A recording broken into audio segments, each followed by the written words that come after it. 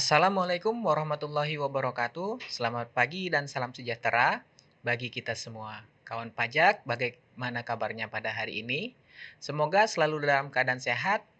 Selamat datang kawan pajak dalam acara Opak Asin, obrolan pajak asik dan jenengin.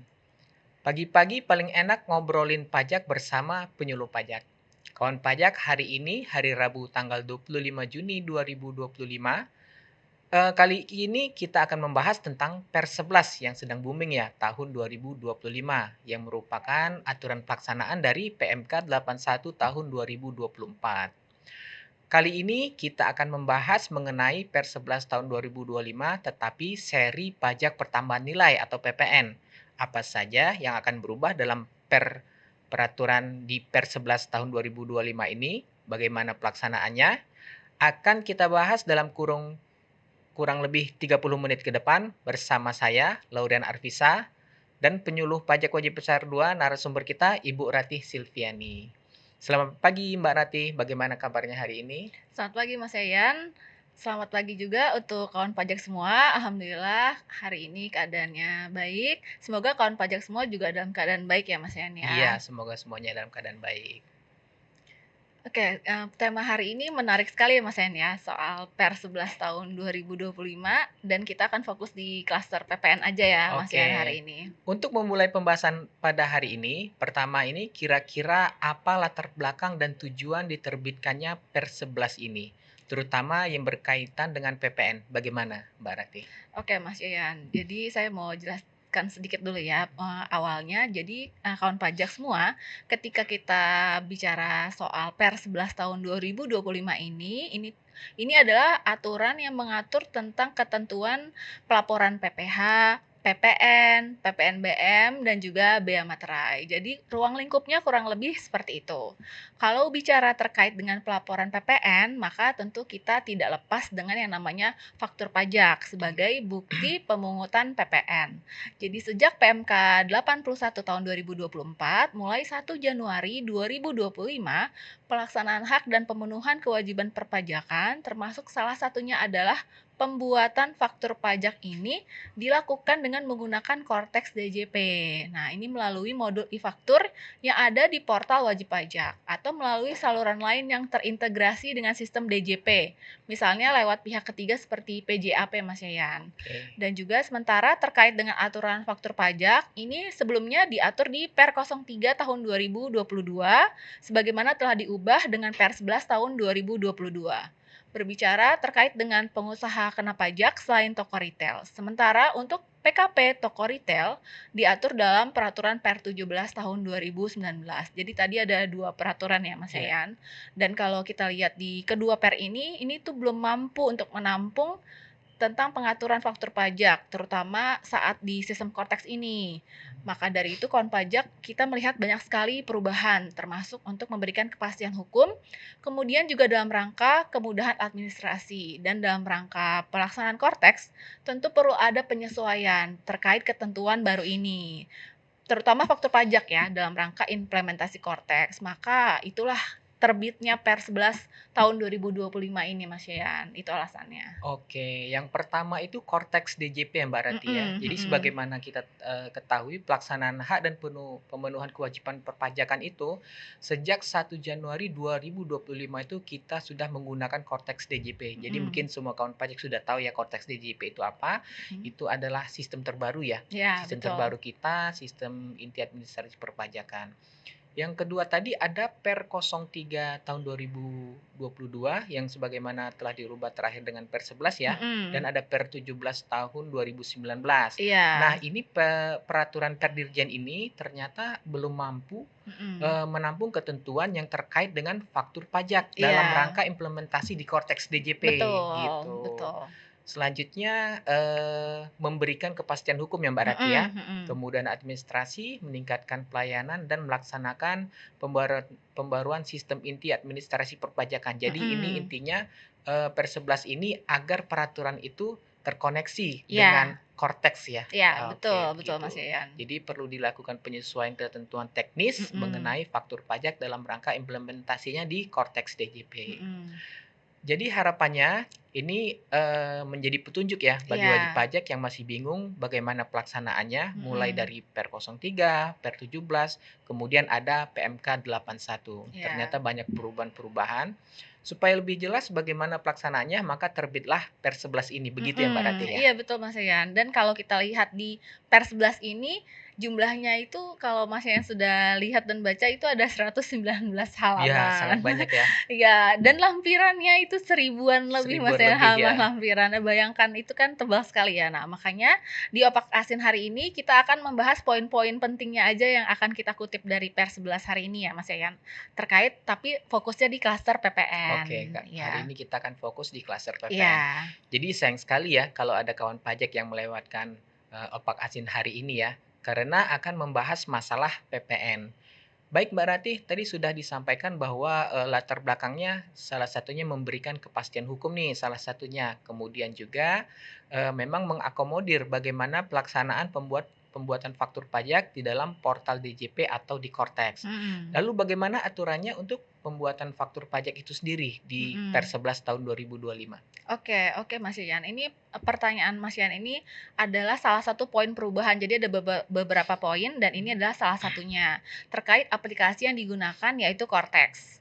Ketika tadi saya bahas tentang PKP toko retail dan juga PKP selain toko retail, ini ada 2 aplikasi, yang lama ini menggunakan 2 aplikasi. Jadi untuk PKP toko retail sebelumnya, faktur pajak khusus menggunakan aplikasi e-faktur VAT refund for tourist. Sedangkan untuk PKP biasa, kita punya aplikasi e-faktur itu Mas Oh Yan. iya, Ya, yang paling umum tuh e-faktur desktop yang sebelumnya kita pakai biasa ya, pakai ya? heeh. Di era Cortex, sejak PMK 81 terbit dan aturan pelaksanaannya di Per 11 ini, untuk 2 aplikasi tadi ini digabung menjadi satu dalam sebuah modul aplikasi yang digunakan adalah modul e-faktur tersebut yang ada di dalam Cortex DJP.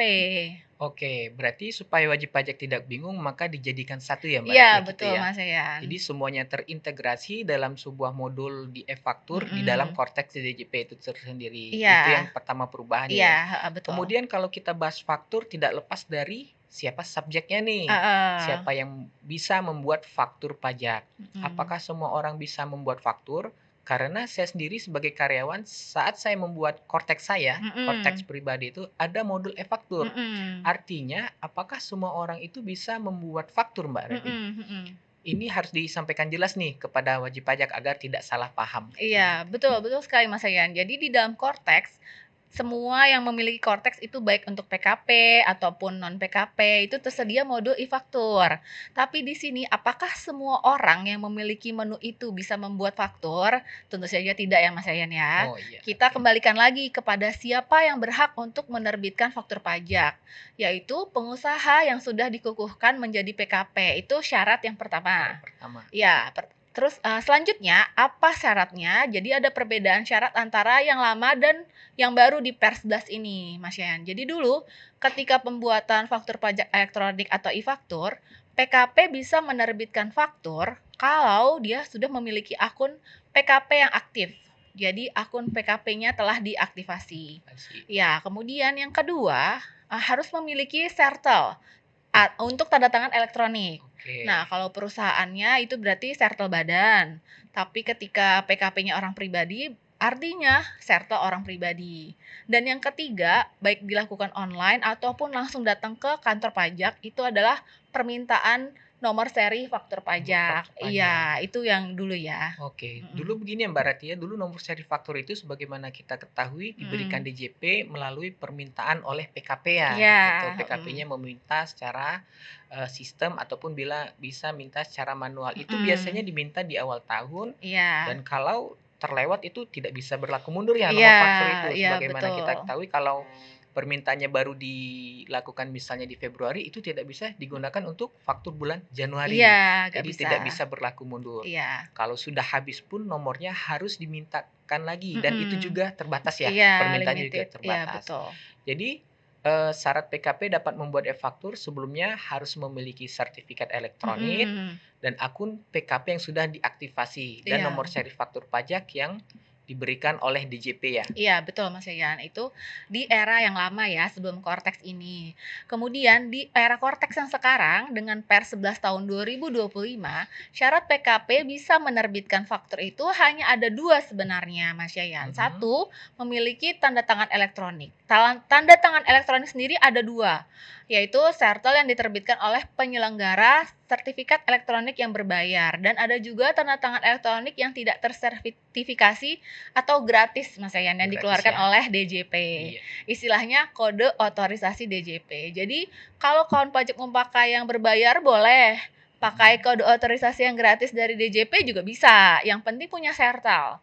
Dan ini tidak melekat lagi Mas Yayan ke perusahaan seperti yang era lama. Kalau dulu kan di Oke. badannya ya, tapi sekarang melekat ke pribadinya, ke orangnya. Siapa yang menandatangani faktur atau siapa yang menandatangani SPT masa PPN. Oh begitu ya. Jadi Iya. kalau badan tidak lagi melekat ke badan ya. Kalau dulu Mhm. kan untuk badan itu sebagai PKP harus mengurus sertel badan ya. Iya.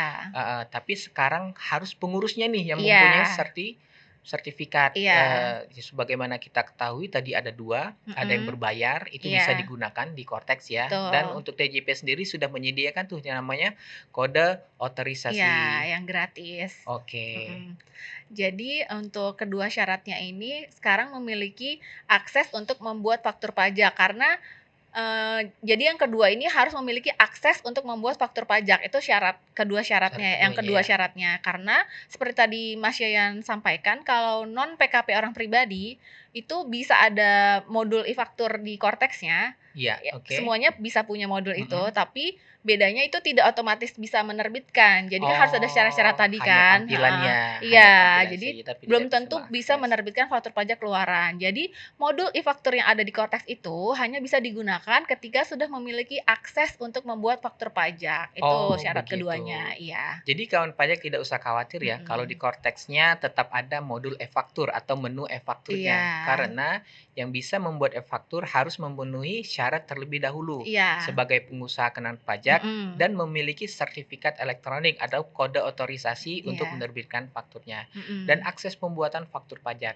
Tapi kawan pajak jangan lupa, semua orang pribadi yang Mhm. memiliki NPWP harus memiliki tanda tangan elektronik. Karena Mhm. nantinya SPT tahun 2025 orang pribadi itu akan dibuat melalui Cortex. Iya. Nah, kita sudah dan ini sudah memakai tanda tangan elektronik dan Mhm. menggunakan Cortex itu sendiri. Mhm. Ini penting karena nanti juga kawan pajak ada kewajiban melapor SPT tahunan. Maka segera ya aktivasi Iya. akun Cortex-nya dan kawan pajak segera urus tanda tangan elektroniknya. Begitu ya Mbak Rati Iya, ya? betul Mas Yayan, Heeh. jangan lupa kawan pajak ya. Iya.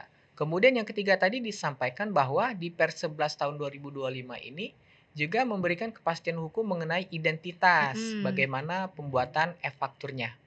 Apakah apa yang berubah untuk identitas, terutama mengenai alamat tempat kegiatan usaha. Bagaimana Mhm. Mbak Rati? Oke Mas Yayan, jadi di Per 11, cetakan faktur pajak di Cortex ini ada identitas penjual dan juga tentunya identitas pembeli. Nah, identitas penjual ini ada 2 kolom, jadi kolom kiri sama bawah itu ada 2. Nah, ini, ketika bicara masalah tempat kegiatan usaha, sebelum Cortex ini kita masih kenal dengan nama cabang. Cabang Sekarang ya? tidak ada lagi ya Mas Yayan Sudah sebutan tidak ada lagi cabang, cabang, tapi oke. tempat kegiatan Tempat usaha. kegiatan usaha. Iya, kalau dulu di Per 03 tahun 2022 sebagaimana telah diubah dengan Per 11, ada kewajiban mencantumkan alamat tempat kegiatan usaha yang sifatnya mandatori atau wajib. Jadi, jika pembelinya di kawasan tertentu dan mendapatkan fasilitas PPN tidak dipungut, jadi ada kewajiban untuk mencantumkan alamat TKU. TKU ini adalah tempat kegiatan Tempat usaha. kegiatan usaha. Ya, di dalam Per 11 tahun 2025 ini pencantuman alamat TKU yang tadinya ada mandatori, ada juga yang opsional. Jadi pengisian alamat TKU ini bisa digunakan baik oleh penjual ataupun pembeli. Jadi kita bahas dulu mulai dari penjual dulu ya Mas Yayan Mhm. ya. Nah, ini identitas yang paling atas di faktur pajak ketika kita bahas, di sisi penjual, maka alamat tempat kegiatan usaha itu wajib digunakan atau ditulis. Jika penyerahannya berupa barang kena pajak kepada turis asing yang memiliki paspor yang dilakukan di lokasi tempat kegiatan usaha PKP toko retail. Jadi PKP toko retail yang menyerahkan BKP tertentu kepada turis asing, maka alamat TKU itu wajib. Sementara kalau bukan PKP toko retail, maka pengisian NITKU-nya dan alamat TKU-nya sifatnya opsional. Ya, untuk lebih jelasnya saya akan memberikan beberapa contoh ya Mas Sayan untuk kawan pajak. Jadi misalnya ini saya pertama akan memberikan contoh PKP selain PKP toko retail. Jadi ada PTB, ini merupakan PKP yang melakukan penyerahan BKP. PTB bertempat di Senayan dan mempunyai TKU yang salah satunya di Bekasi. Nah, iya, TKU tersebut melakukan penyerahan BKP kepada pembeli BKP. Jadi atas penyerahan BKP yang dilakukan oleh PTB melalui tempat kedudukan usaha tersebut, maka PTB wajib membuat faktur pajak dengan mencantumkan identitas penjual. Jadi namanya diisi dengan nama PTB, NPWP diisi dengan NPWP PTB yang terdaftar sesuai dengan tempat kedudukannya. Alamatnya juga diisi dengan alamat tempat kedudukan PTB, yaitu di Senayan. Dan dalam hal PTB melakukan penyerahan BKP melalui TKU yang berlokasi di Bekasi, maka selain mencantumkan identitas PTB, dapat juga mencantumkan alamat TKU yang digunakan untuk melakukan penyerahan BKP, yaitu di Bekasi. Pakai alamat Bekasi. Iya, betul. Nah, selanjutnya untuk contoh untuk PKP toko retail, ini misalnya ada PTA. PTA ini adalah toko retail yang melakukan penyerahan BKP kepada turis asing yang memberitahukan dan menunjukkan paspor ke PTA. Jadi PTA ini bertempat di Senayan. Lalu PTA mempunyai TKU berupa toko retail yang beralamat di Bali yang melakukan penyerahan BKP kepada turis asing yang memberitahukan dan menunjukkan paspor luar negeri kepada toko retail PTA tersebut. Jadi atas penyerahan BKP tersebut, PTA wajib membuat faktur pajak dengan mencantumkan identitas penjual. Jadi diisi dengan namanya nama PTA, NPWP diisi dengan NPWP PTA yang terdaftar sesuai dengan tempat kedudukan. Lalu alamatnya diisi dengan alamat tempat kedudukan PTA yaitu di Senayan dan alamat TKU diisi dengan alamat toko retail yang melakukan penyerahan BKP kepada turis asing yang memberitahukan dan menunjukkan paspor luar negeri yaitu di Bali gitu Mas yang contohnya. Begitu ya. Jadi ini untuk identitas penjual ya Mbak Rati? Iya, betul sekali. Kemudian kalau untuk identitas pembeli beda lagi ya? Iya, berbeda Mas Yan. Jadi untuk kawan pajak nih yang misalnya posisinya menjadi pembeli, jadi di sini juga diberikan opsi. Ketika misalnya penyerahannya terkait dengan BKP, JKP yang dapat fasilitas dan diserahkan di kawasan tertentu, maka sesuai dengan Per 3 2022 dan Per 11 2022 dan juga Per 11 2025 yang baru ini, alamat pembeli wajib diisi dengan NITKU yang menerima BKP JKP. Pengaturannya juga sama dan sifatnya wajib kalau di kawasan tertentu dan fasilitas PPN tidak dipungut. Nah, saya akan kasih contoh juga ya Mas Ain ya untuk kawan pajak supaya lebih jelas. Jadi, untuk penyerahan ke kawasan atau tempat tertentu yang mendapat fasilitas PPN tidak dipungut, ini ada contohnya. Jadi ada PTB yang merupakan PKP, ini melakukan penyerahan BKP kepada PTG yang di Pancoran. Jadi PTG terdaftar di, contohnya PTG terdaftar di KPP kita ya, wajib pajak besar 2. Lalu PTG mempunyai TKU yang berada di kawasan Berikat. Jadi atas penyerahannya mendapat fasilitas PPN tidak dipungut. Nah ini dia beralamatnya di Semarang misalnya. Dengan NITKU dan atas penyerahan BKP tersebut, BKP-nya dikirimkan ke alamat tempat kegiatan usaha PTG dan mendapat fasilitas PPN tidak dipungut. Maka PTD wajib membuat faktur dengan mencantumkan identitas, namanya diisi dengan nama PTG, lalu NPWP diisi dengan NPWP PTG yang terdaftar sesuai dengan tempat kedudukannya, lalu alamat diisi dengan alamat TKU PTG yang menerima BKP, yaitu di Semarang. Alamat pengirimannya Iya, berarti ya. dan ini sifatnya mandatori ya Mas Yayan. Dan untuk berikutnya, ini ada penyerahan ke selain kawasan tempat tertentu yang mendapat fasilitas PPN tidak dipungut. Jadi ini ada PTD, ini merupakan PKP melakukan penyerahan BKP kepada PTC dan tempatnya tempat kedudukannya di Pancoran. Nah, ini PTC terdaftar di KPP Wajib Pajak Besar 2 juga. Lalu PTC mempunyai TKU yang berada di Tangerang.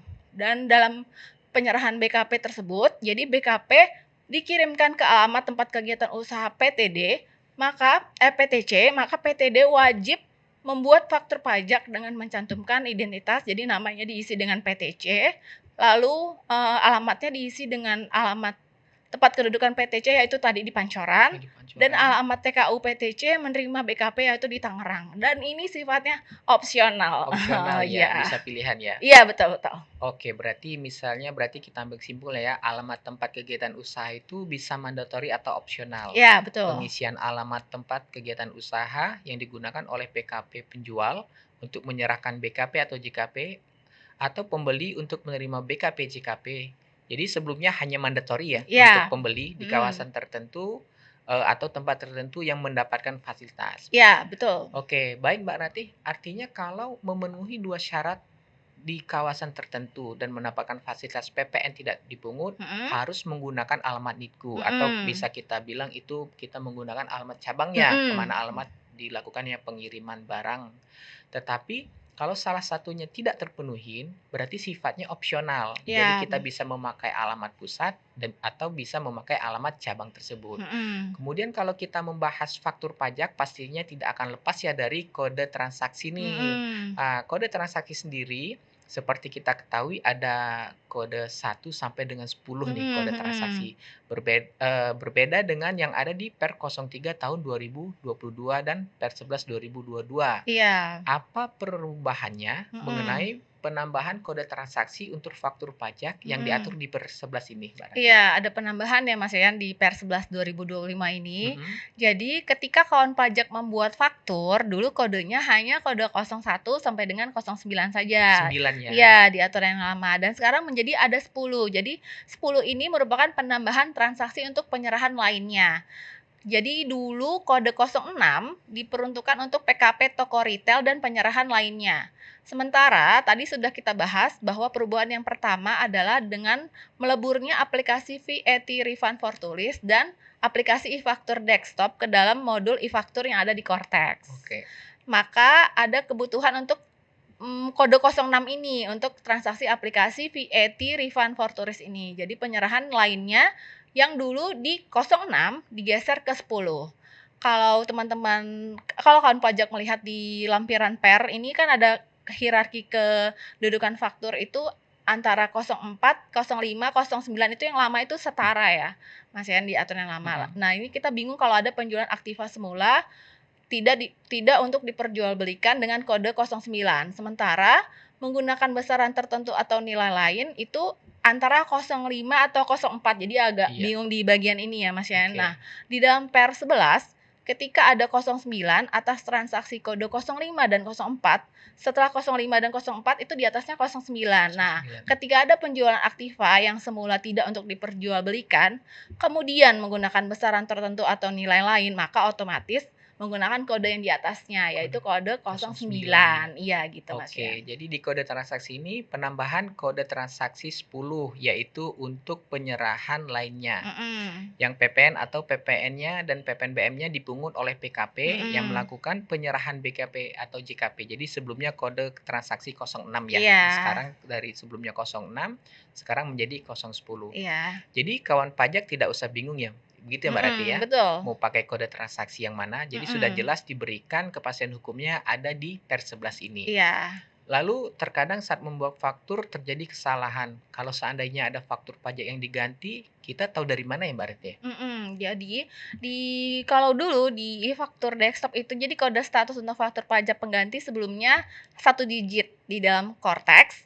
Kode status itu tercermin dari digit ketiga dan digit keempat. Untuk yang Cortex sekarang. Dulu digitnya ada 16.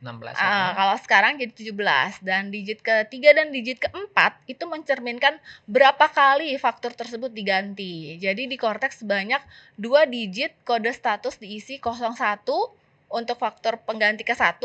Nah, apabila 02 maka faktur pengganti kedua, 03, 04 seterusnya gitu, tercermin dari itu Mas Yayan. Oh begitu. Jadi kalau Mhm. untuk di Cortex ini dia ada di digit ketiga dan keempat nomor Iya faktur ya? iya, Di situ untuk tercermin di situ. tercermin dari situ Mhm. di sana itu menandakan, penggantian ya? Iya, Kalau udah yang keberapa penggantian kali gitu, oh heeh. berarti oke, kita pahami ya. Ingat ya Mhm. kawan pajak ada di digit ketiga dan keempat di nomor Iya, faktur di Cortex itu adalah, seri penggantiannya, berapa kali iya, faktur pajak itu diganti. betul. Nah, sekarang kan sudah tidak ada lagi nih permintaan nomor seri faktur pajak. Di Mhm. Pers 11 ini apakah juga mengatur pemberian nomor seri faktur pajak Mbak Rati? Jadi kita sempat bahas di awal ya Mas Yan ya, Mhm, bahwa permintaan nomor seri faktur pajak itu sudah tidak perlu dilakukan lagi di dalam Cortex, udah itu nggak perlu yang ya? aplikasi lama Oke. ya. Kecuali untuk kawan pajak masih ada yang menggunakan aplikasi e-faktur desktop.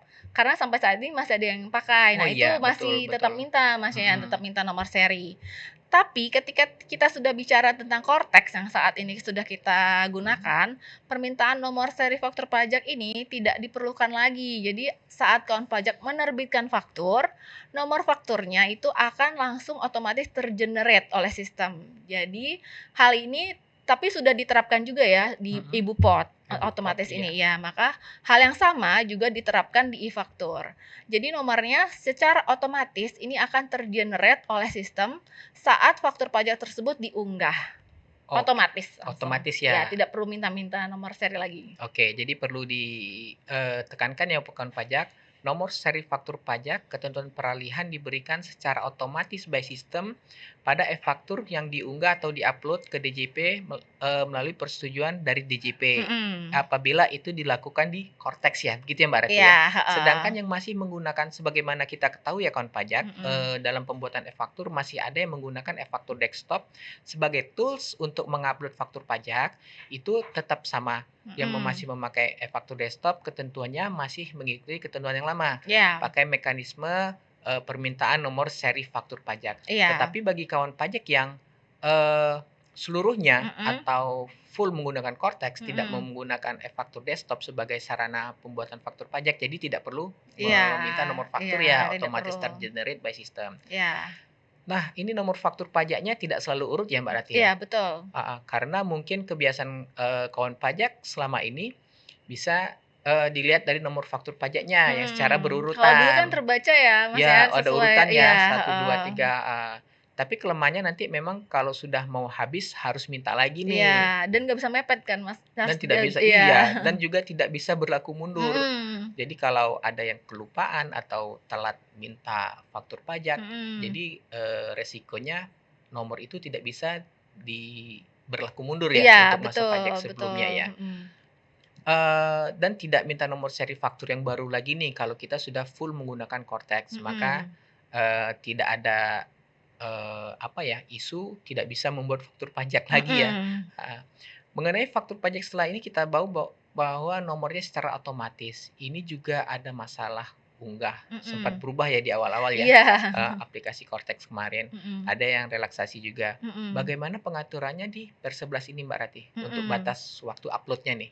Iya, Mas, ya. Jadi waktu awal-awal Cortex Januari kemarin ini Mhm, kan terkait batas waktu upload. upload ya iya, Iya, heeh, ini betul. sebenarnya sudah dirasakan sejak awal Januari, sejak Januari ya, kita launch Cortex dan menggunakannya ya. Jadi betul. misalnya kawan pajak nih waktu unggah faktur pajak tanggal 20 masih bisa, padahal di aturannya itu unggah faktur pajak paling lambat tanggal 15 bulan Ya, berikutnya aturan ya kan, sebelumnya Mas, ya, ya. iya Nah, betul. tiba-tiba berubah menjadi tanggal 20. Ini pasti kan menjadi pertanyaan bagi kawan pajak. Jadi takut kalau unggah lewat dari tanggal 15 sah atau tidak nih, Mas, Yayan. Iya, Karena heeh. di sistemnya bisa, tapi aturannya masih paling lambat tanggal Iya, 15. heeh, Tapi betul. dicoba tanggal 20 setelah tanggal 15 masih Masih bisa bisa. upload Iya, dan gitu, Per 11 tahun 2025 ini baru terbit tanggal 22 Mei 2025 ya, 2025 ya. Jadi mhm, sejak Januari pasti ada keresahan betul takut betul. tidak sah faktur pajaknya yang udah Iya, diunggah ya, Mas Yayan.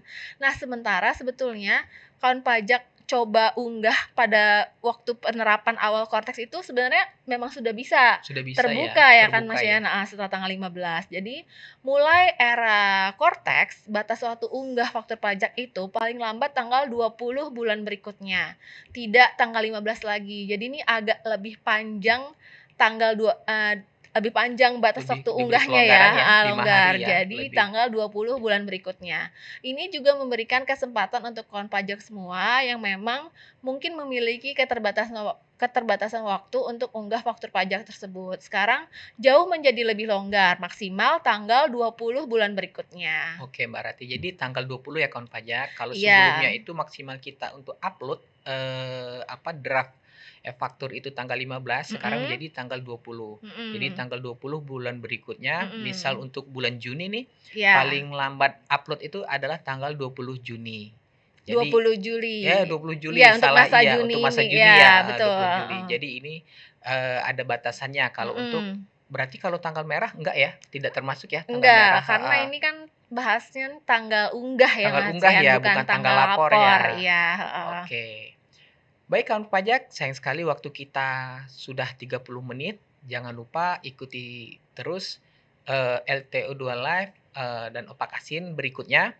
Karena dengan ini harapan kita bisa sama-sama belajar dan sama-sama menemukan semangat untuk menjadi wajib pajak yang patuh dan lebih teredukasi.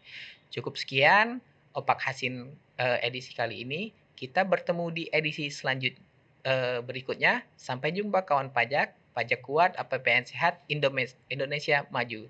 Saya Laurian Arvisa. Dan saya Ratih Slehviani, kami pamit. Assalamualaikum Wassalamualaikum warahmatullahi warahmatullahi wabarakatuh. wabarakatuh.